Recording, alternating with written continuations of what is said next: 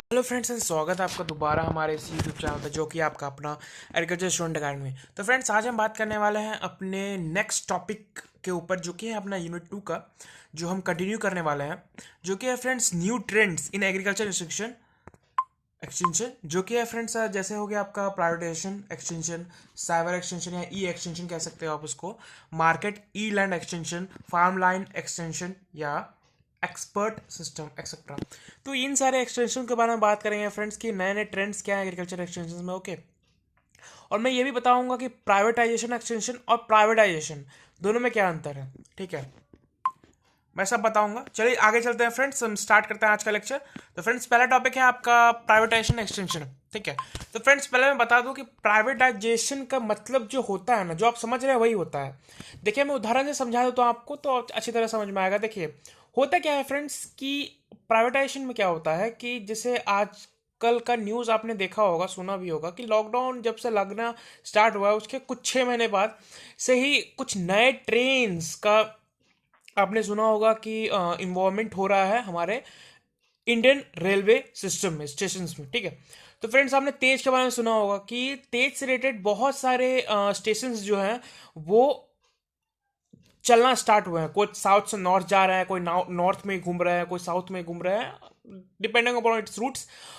बहुत सारे जो आपके इंडियन रेलवेज हैं उन्होंने बहुत सारे ट्रेन स्टार्ट किया है। जो तेजस है ना फ्रेंड्स, वो एक प्राइवेट सेक्टर ट्रेन है, यानी कि उसमें देखिए आपका इंडियन रेलवे जो तो पूरा सरकारी है, लेकिन ये जो तेजस है ये प्राइवेट है। मतलब इसमें जो भी पढ़ेगा बैठेगा उसको सरकारी फेयर के हिसाब से प्राइवेट में ज़्यादा लगेगा। क्यों लगेगा ये तो आप जानते ही हो। ठीक है, जस्ट फॉर एग्जांपल आपको समझाया कि प्राइवेटाइजेशन होता क्या है।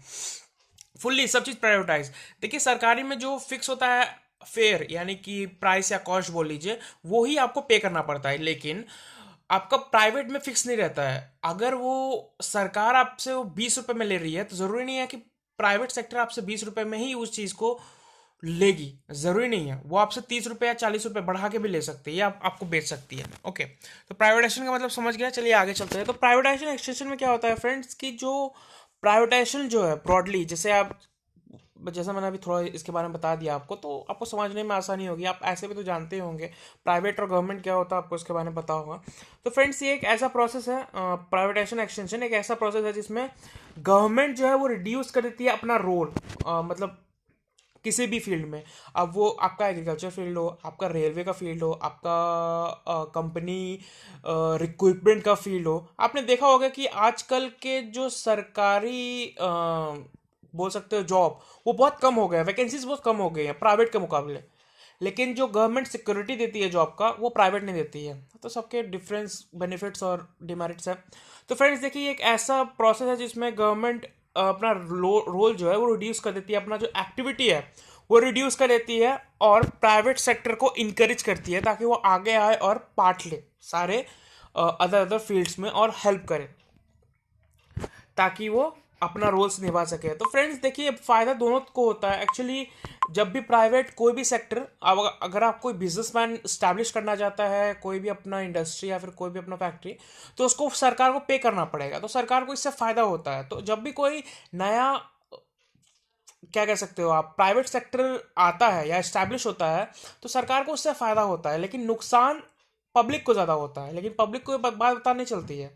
एक्चुअली होता क्या है फ्रेंड्स कि देखिए सरकार जो भी आपसे खर्चा लेती है, प्राइवेट भी उसी दाम पे आपको दे सकती है, लेकिन क्योंकि उसको उस काम को करने के लिए टैक्स पे करना पड़ता है सरकार को, तो इसकी वजह से उसका जो फेयर का चार्ज या कॉस्ट बोल सकते हैं या प्राइस बोल सकते हैं, वो बढ़ जाता है सरकारी प्रोडक्ट के मुकाबले। ओके, तो यही डिफरेंस आ जाता है जिसकी वजह से प्राइवेटाइजेशन में आपके जो प्राइसेस हैं वो बहुत ज़्यादा बढ़ गए हैं। ओके, अब आते हैं फ्रेंड्स साइबर एक्सटेंशन क्या होता है।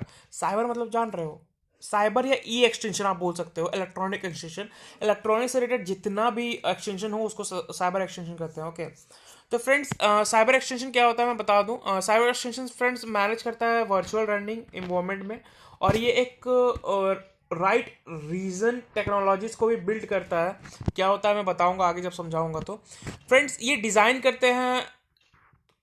किया जाता है राइट रीजन टेक्नोलॉजीज को।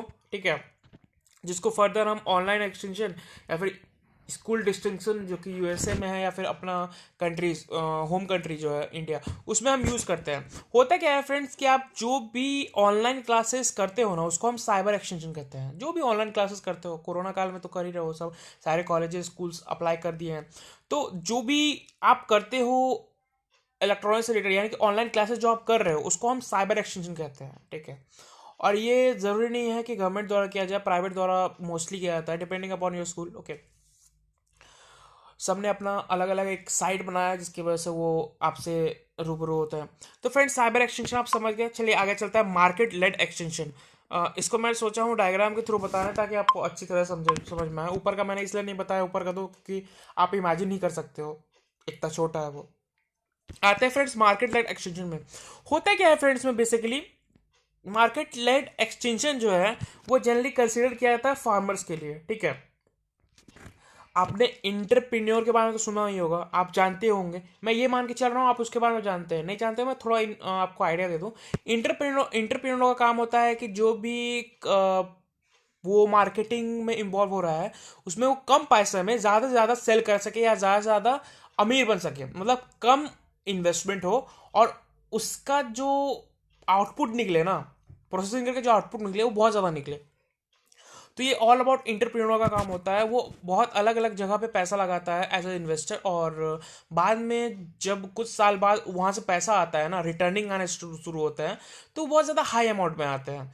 आप ये समझ सकते हो कि इंटरप्रेन्योर एक बैंक का वो पॉलिसी खरीद लेता है, जिसकी वजह से करीब 1 साल 2 साल 3 साल बाद उस पॉलिसी का जो वैल्यू होगा, मार्केट वैल्यू, उसके हिसाब से फिर वो उसको बेच देता है। और जो भी उस समय का मार्केट वैल्यू होगा, ऑब्वियस से बात है, बढ़ा होगा, अगर कोरोना काल ना हुआ तो बढ़ा होगा, तो बढ़ेगा तो फ्रेंड्स उसको ज़्यादा अमाउंट मिलेगा। तो ये एक एग्जाम्पल एंटरप्रेन्योर का काम होता है। अब यही चीज़ अगर आप एग्रीकल्चर फील्ड में करोगे ना, तो उसको एग्रीप्रेन्योर कहते हैं। समझ में आ गया? चलिए आगे चलते हैं फ्रेंड्स। ये जो मार्केट लेड एक्सटेंशन है, आपको इनेबल्स करता है फार्मर्स को, ताकि वो हाई रिटर्न्स यानी कि मनी टू मनी, यानी कि ज़्यादा से ज़्यादा पैसा कमा सके, ठीक है, इस फार्मिंग इंटरप्राइज से। ओके, तो फ्रेंड इससे वो ज़्यादा से ज़्यादा पैसा कमा सके, इसी के लिए वो इसको अप्लाई किया करते हैं, ठीक है, इस एग्रीप्रेन्योर को। ओके, ये जो फैकल्टी है फ्रेंड्स, आपका मार्केट लेड एक्सटेंशन, ये फैकल्टी जो है फ्रेंड्स फार्मर्स के लिए होता है, ठीक है। और बहुत ही ज़्यादा डाइवर्स बास्केट्स या आप बोल सकते हो पैकेज एंड प्रैक्टिसेस होते हैं, जो कि लोकल फार्मर सिस्टम्स के लिए बहुत ही ज़्यादा सुटेबल होते हैं, ठीक है। उनको आसानी होती है ये काम करने में। होता कुछ इस तरह है फ्रेंड्स, देखिए डायग्राम में आप देख पा रहे होंगे। होता क्या है फ्रेंड्स, आप कोई भी एक फार्मर हो सकते हो, या फिर आप बोल सकते हो ग्रुप ऑफ फार्मर्स हो सकते हो। देखिए होता क्या है, आप खुद से एक नया स्टार्टअप कीजिए किसी बिजनेस का या फिर किसी चीज़ का, या आप कुछ ग्रुप ऑफ फार्मर्स को लेके उस चीज़ का स्टार्टअप कीजिए, कहलाइएगा आप सभी इंटरप्रेन्योर ही, ओके, सॉरी एग्रीप्रेन्योर। तो फ्रेंड्स होता क्या है कि अगर आप आपके पास खुद ये सारे कैपेबिलिटीज़ हों, या फिर जो मैं बताने वाला हूँ, या फिर आप ग्रुप में ये सबको डिवाइड कर देते हो, आप ये करोगे आप ये करोगे, डिपेंडिंग अपॉन योर चॉइस, जैसा आपका मन हो। जैसे आप मैनेजमेंट कर पा रहे हो, बिजनेस स्किल आपके अंदर है, एक्सेस टू सपोर्ट सर्विस है, ठीक है, मतलब मार्केटिंग एंड बिजनेस को आप अप्रोच कर पा रहे हो, कस्टमर को अप्रोच कर पा रहे हो, ठीक है। Post harvest processes and product development आप कर पा रहे हो, मतलब आप जो भी प्रोडक्ट बना रहे हो वो फार्मर तक जो पहुंच रहा है वो गुड क्वालिटी का है, ओके।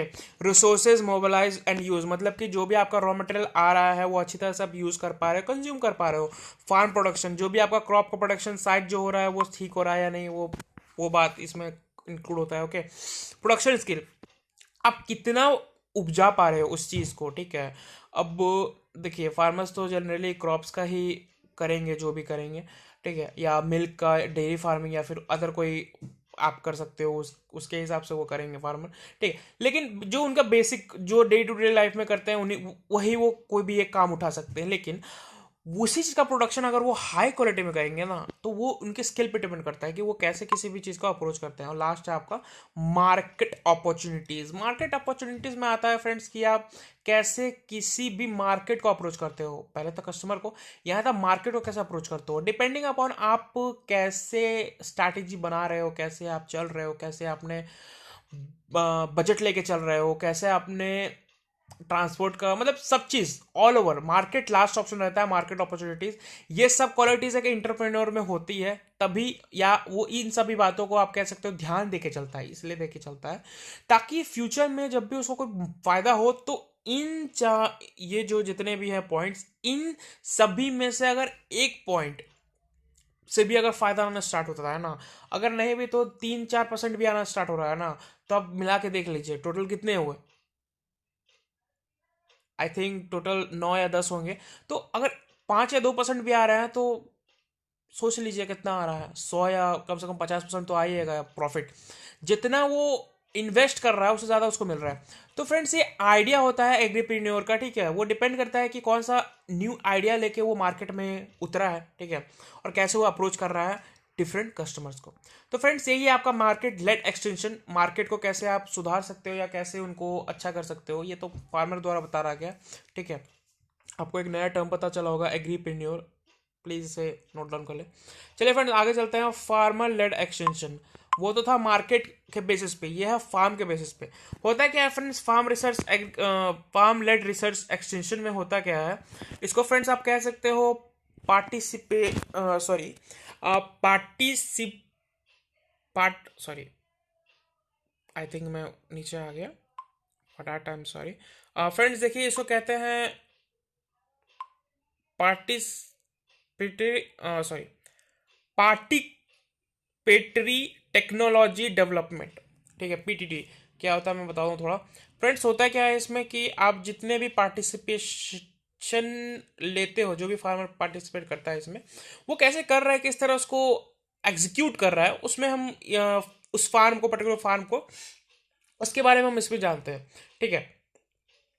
फ्रेंड्स इसमें क्या होता है कि बहुत सारे कॉम्बिनेशंस ऑफ नॉलेज या रिसर्च आप बोल सकते हो, कैपेसिटीज, जो कि लोकल कम्युनिटीज द्वारा एग्जीक्यूट किया गया हो, या लोकल रिसर्च जो वहाँ के करते हैं उनके द्वारा जो डेवलप ऑर्गेनाइजेशन होता है, उनसे जो इंटरैक्टिव लर्निंग प्रोसेस होता है, ठीक है, एक फार्मर के बीच और एक आप कह सकते हो एक्सटेंशन एजेंट के बीच जो भी इंटरेक्शन होता है, जो भी वो सिखाते हैं या फार्मर सीखते हैं या एग्रीकल्चर एक्सटेंशन सीखता है उससे, जो भी जैसा भी हो, जैसा भी तालमेल हो, उसके बारे में यहाँ पे बताया गया, ठीक है। ऑल टू फार्म, कैसे क्रॉपिंग होती है, कैसे सोइंग किया जाता है, कैसे टिलेज किया जाता है, ऑल दैट नॉलेज, ओके।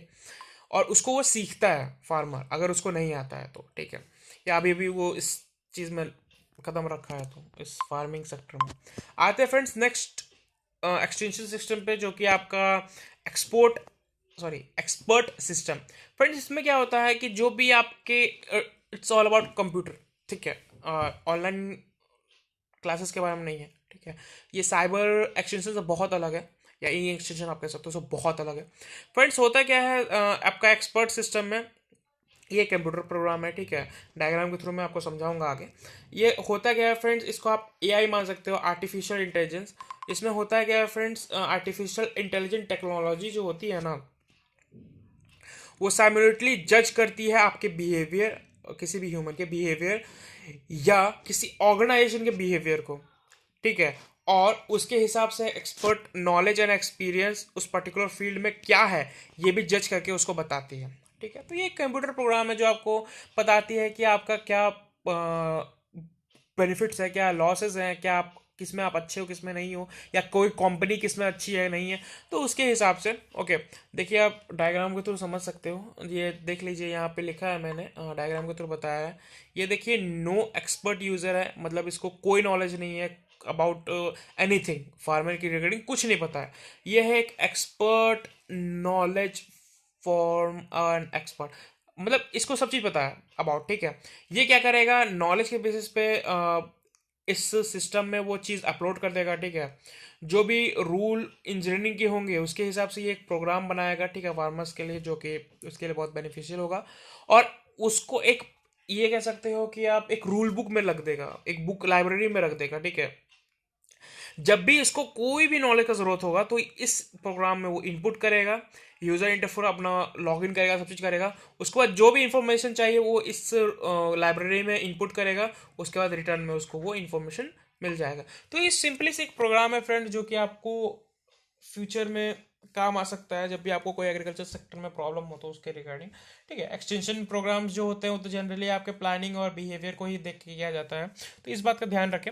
तो फ्रेंड्स चलिए आज का वीडियो स्टॉप करते हैं यहीं पर, क्योंकि अब आपका यूनिट 2 खत्म हो चुका है कम्प्लीटली। अब हम चलेंगे यूनिट 3 पे, और उसका भी वीडियो मैं जल्द ही लाऊंगा। तब तक के लिए फ्रेंड्स मिलते हैं अपने नेक्स्ट वीडियो में। Share tata bye bye. और हाँ, मैं ये ज़रूर रिक्वेस्ट करूंगा कि आप हमारे चैनल को सब्सक्राइब एंड लाइक ज़रूर कीजिए, जो आप ऑलवेज करते हैं। साथ ही साथ आप कमेंट बॉक्स में ज़रूर कमेंट कीजिए आपको ये वीडियो कैसा लगा। तो फ्रेंड्स चलते हैं, मिलते हैं अपने नेक्स्ट वीडियो में। तब तक के लिए सी या टाटा बाय बाय।